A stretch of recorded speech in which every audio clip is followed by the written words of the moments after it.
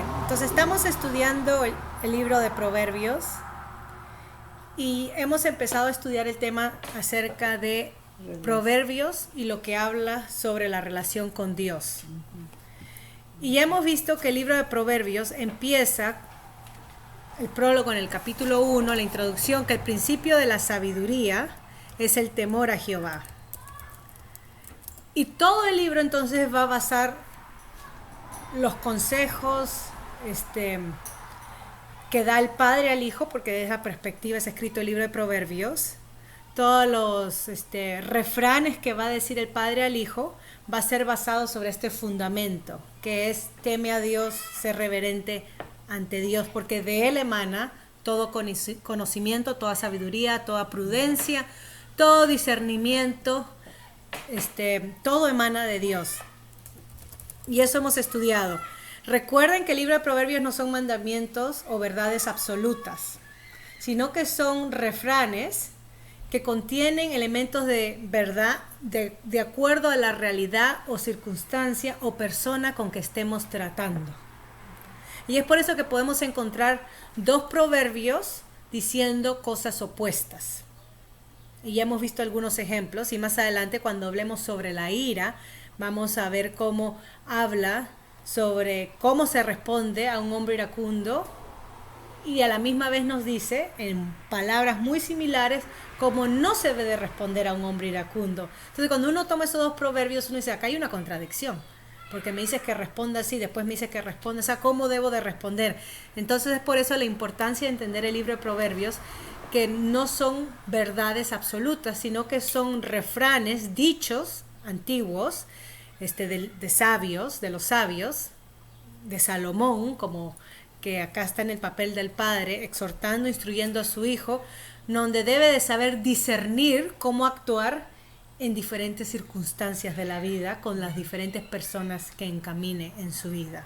Entonces le dice, con la mujer de tu juventud, con tu esposa, deleítate, pero no te acerques a la casa de la adúltera. ¿Ven? Sé discernir dónde es el lugar apropiado para las relaciones sexuales. Imagínense, el mismo Salomón, que en sus tiempos dorados hizo totalmente lo opuesto a todos los que sus proverbios decían. Pero bueno, está en la palabra del Señor, fue inspirado por Dios. Y la semana pasada estuvimos viendo este tema de la relación con Dios. Y hemos visto que Dios da la sabiduría. Dios es el que endereza las sendas de los que confían en Él, que Dios disciplina al que ama, y la sabiduría nos hace aceptar la disciplina entonces, que Dios está atento a los caminos de los hombres, que temer a Dios significa aborrecer el mal, la arrogancia, el mal camino y la boca perversa, que temer a Dios es el principio de la sabiduría y del conocimiento, que temer a Dios enriquece la vida y multiplica los días. Y temer a Dios nos da confianza y es un refugio seguro para nuestros hijos. El temor a Dios es la fuente de vida para poder luchar contra la muerte en tiempos de crisis que estemos experimentando, cuando nuestra vida está sobre un hilo, pendiente sobre un hilo.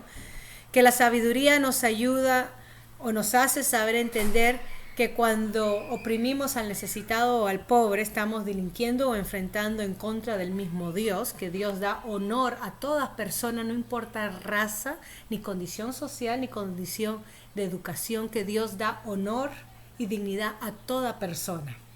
A diferencia de nosotros que hacemos divisiones en el estratus social, hacemos divisiones de acuerdo a clase, de acuerdo a raza, de acuerdo a educación y de acuerdo a medios económicos. Pero Dios dice que no, el ser humano tiene dignidad porque lleva la imagen misma de Él. Entonces cuando uno es sabio, uno entiende lo sagrado que es la vida, lo digno que es la vida. Ok, ahí nos quedamos entonces en el capítulo 15, que es la segunda parte de este tema, y yo les voy a dar las notas cuando terminemos con el tema de Proverbios acerca de la relación con Dios. Entonces, algo importante que estamos viendo en cómo Dios se relaciona con el hombre es que Dios, según Proverbios, y el capítulo 15 está lleno de estos, abomina el sacrificio de los impíos. O sea, Dios abomina la religiosidad o la religión de los impíos, de los malos. Y pareciera como que si fuera una contradicción en sí, ¿no? Que se diga que Dios abomina a los religiosos. Pero no está diciendo a los religiosos, sino a los religiosos que son impíos, a los religiosos que son malos. Eso es lo que está diciendo. A los que pretenden ser piadosos, devotas, religiosos, pretenden serlo, pero en su corazón hay maldad, odio, resentimiento contra otros. Eso es lo que Dios abomina. Eso, ahí donde nos quedamos en el capítulo 15, versículo 8, 9. Y Dios se deleita entonces en la oración de los rectos. Yo voy a darles un ejemplo del libro de Jeremías, específicamente cuando terminemos esta parte. ¿Qué es lo que quiere decir esto con Dios abomina el sacrificio de los impíos? Y esto fue lo mismo que Cristo encaró con los líderes religiosos. Cuando Jesucristo dio sus palabras más severas, Marcos 11, Mateo 23, fue contra los mismos líderes religiosos, porque con tanta religiosidad impidían que la gente, los necesitados, los débiles, las personas que realmente tenían hambre de Dios, lleguen a Dios, pero ponían obstáculos e impedimentos en los caminos de las personas, que Jesucristo dice, ni ustedes mismos llegan, impiden que otros lleguen al reino de los cielos.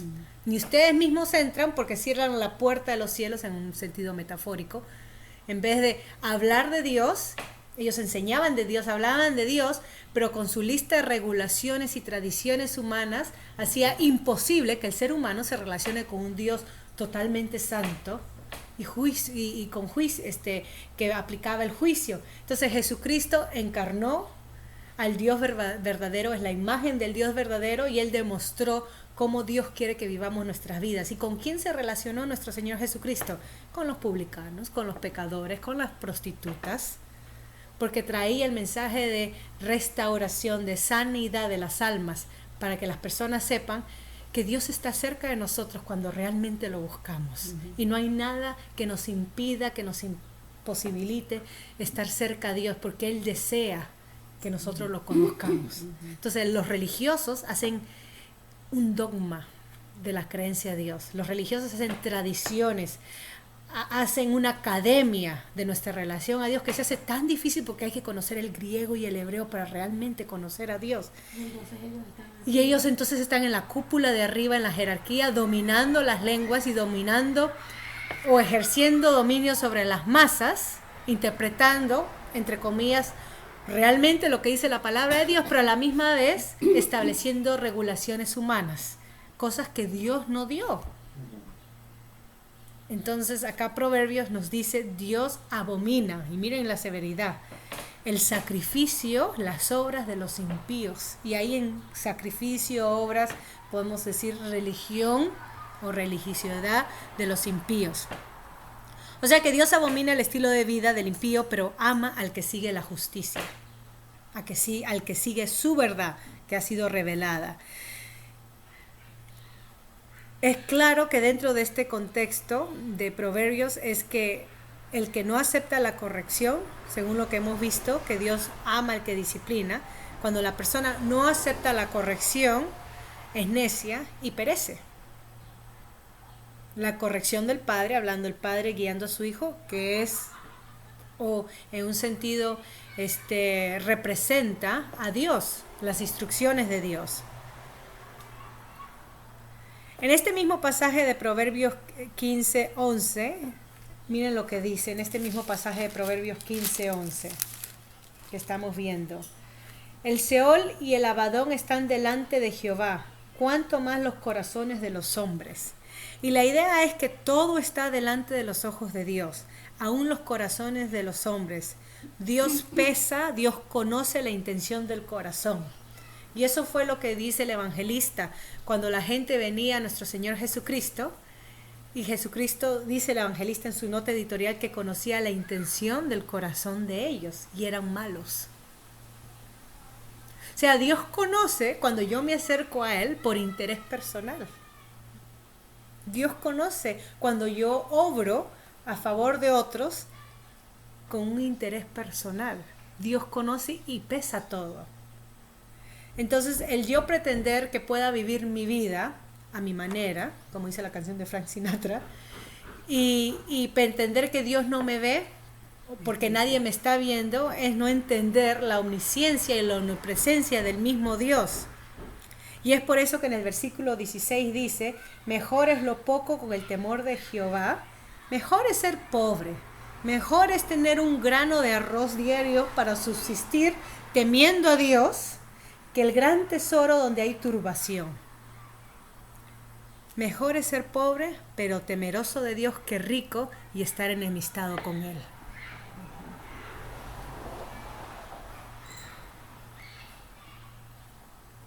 Dice mucho eso, ¿verdad? Que podamos hablar sobre cuando tememos a Dios,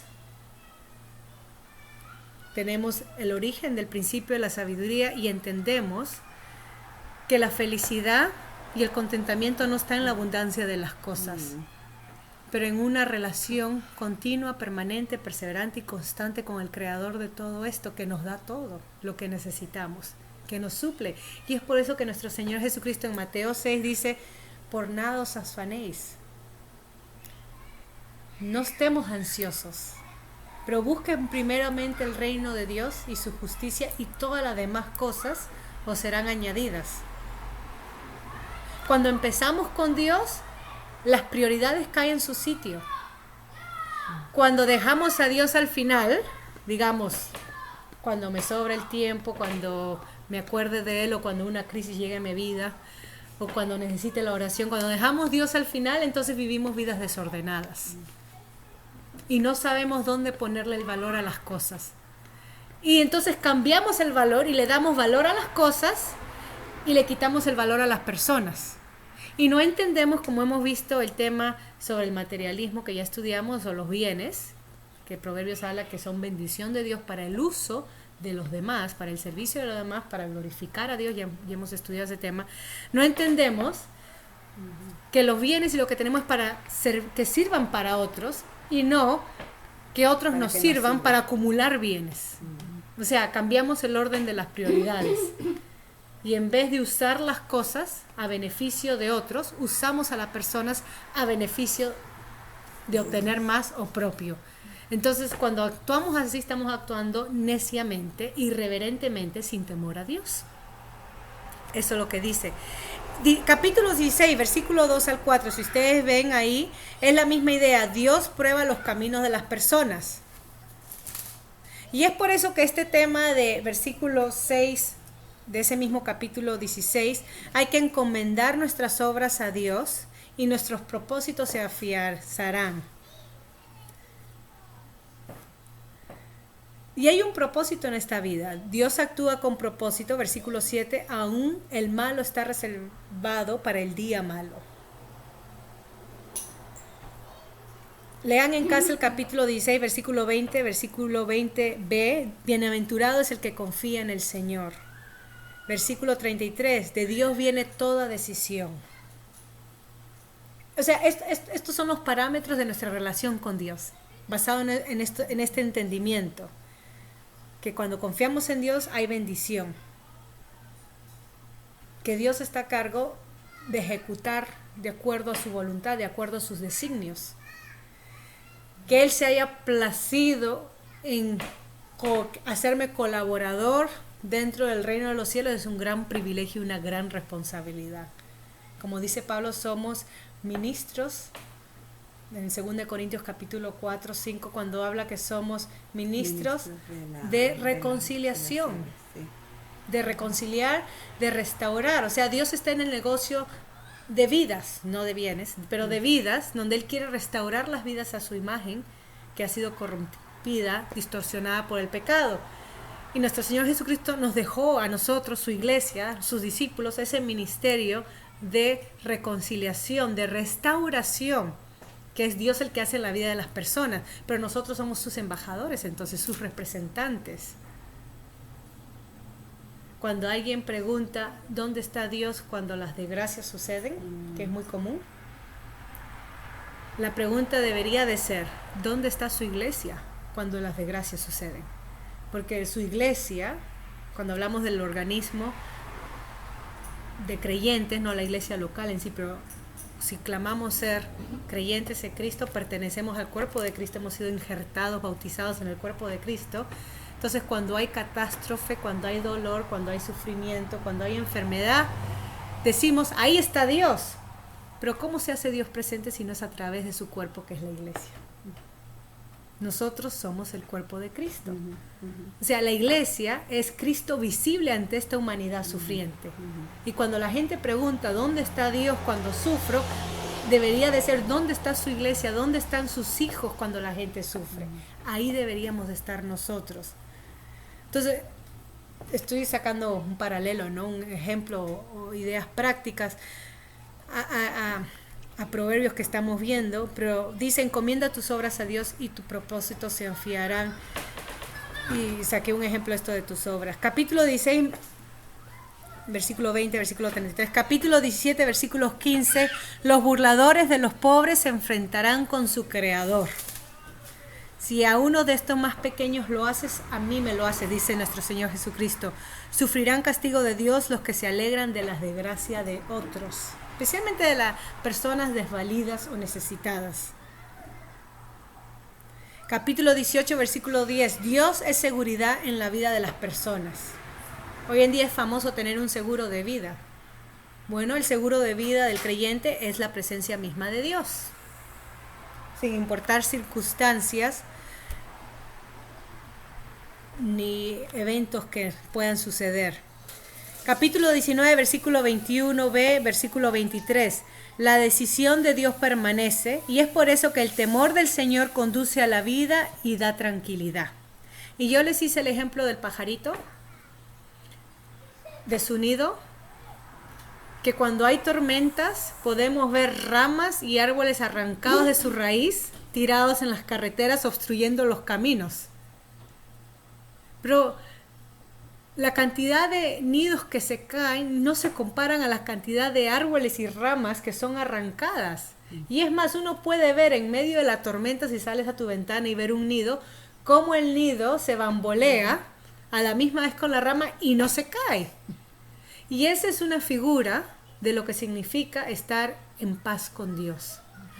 En paz con Dios no significa que no nos van a venir problemas, ni dificultades, ni tormentas. Claro que nos va a venir, pero cuando nos vengan, estamos afianzados en su paz, en su amor, en su gracia, que no nos va a mover nuestra fe, más bien va a aumentar nuestra fe en Él, como el nido en la rama.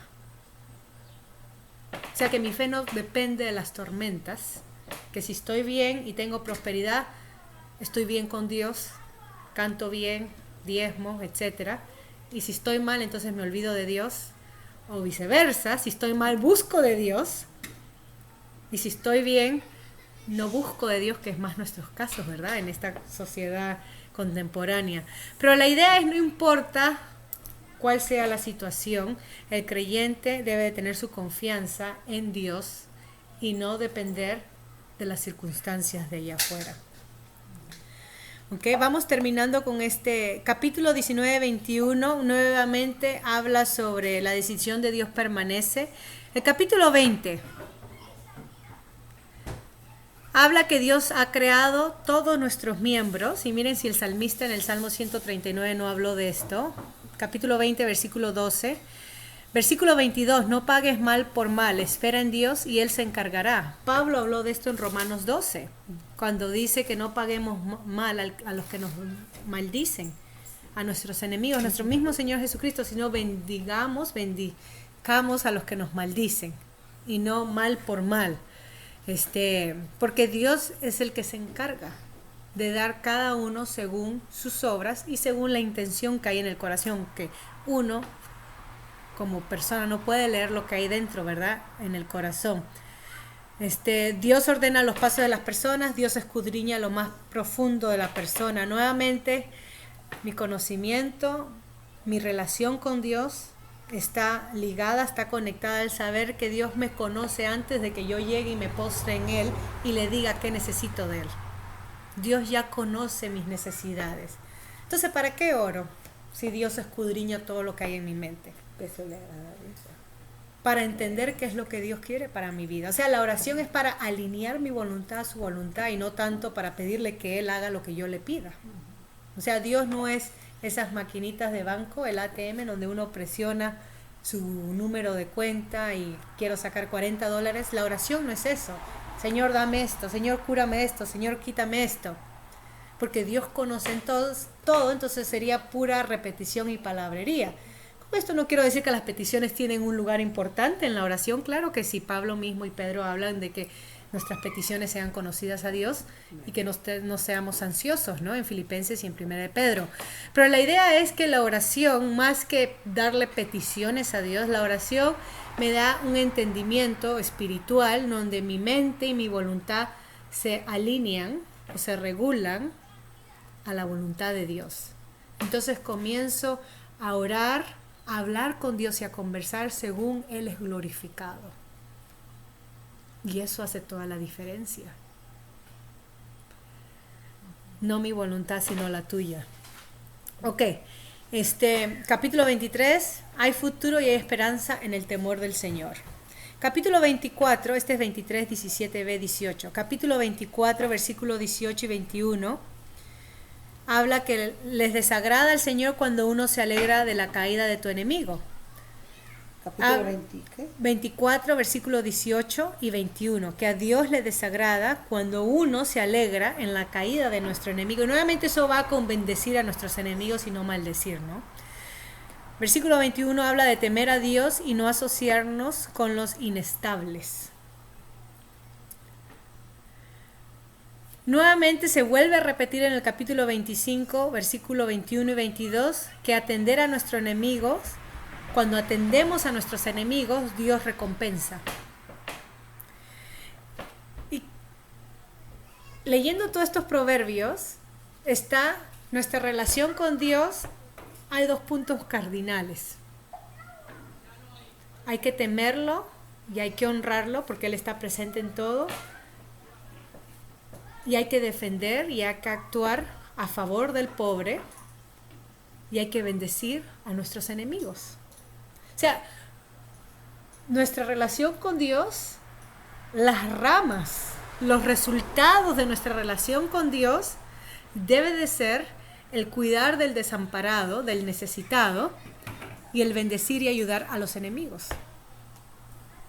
Y eso en un sentido, en un perfume de frasco pequeñito, encapsula la verdad que nuestro Señor Jesucristo, junto con Santiago, el que escribió su hermano, su medio hermano, es que escribió la carta, Santiago, habla el Nuevo Testamento. ¿Qué significa ser cristiano? Bueno, es temer a Dios, vivir de acuerdo a su palabra, es Cristo viviendo en uno, es confiar en Dios, pero en lo práctico, ¿qué significa amar a Dios y temer a Dios? 1 Juan es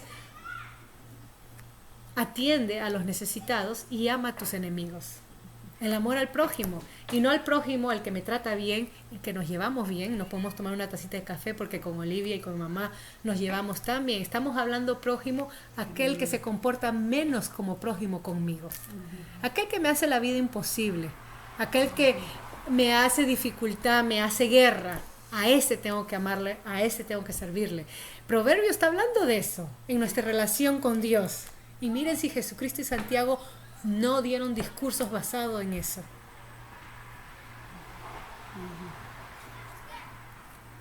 Entonces, ok.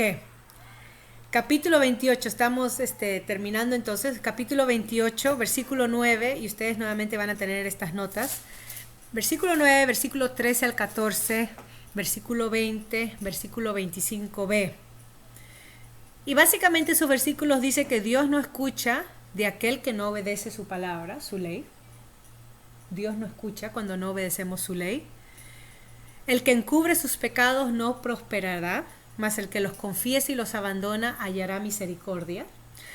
Me estoy recordando sobre la parábola que dio nuestro Señor Jesucristo sobre el fariseo y el publicano, cuando estaban orando en el templo. Uno encubrió sus pecados y se autojustificó, alzando sus ojos al cielo y diciéndole a Dios que qué maravilla de ser humano es Él. Y todas las buenas cosas que hace Él y cómo cumple la ley. Y no hay nadie como yo porque soy tan religioso y tan piadoso. Y mírame Dios que sin mí el universo es un universo más bonito gracias a mí. En cambio el publicano, claro, estoy añadiendo palabras populares.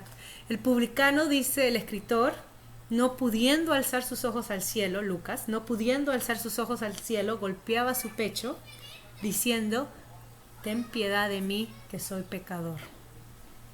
Y Jesucristo dijo que ¿cuál fue justificado por Dios cuando se fue a su casa? El publicano. ¿Cuál Dios vio con agrado? El publicano. Porque el uno encubrió su pecado, su maldad. No reconoció que había maldad en su corazón, más bien vio que era, wow, qué justo que soy. Y esa es la actitud con la cual no podemos presentarnos ante Dios. Yo no puedo presentarme a Dios y decir gracias porque soy mejor que mi marido y no soy tan carnal como tal y yo soy así, soy asá.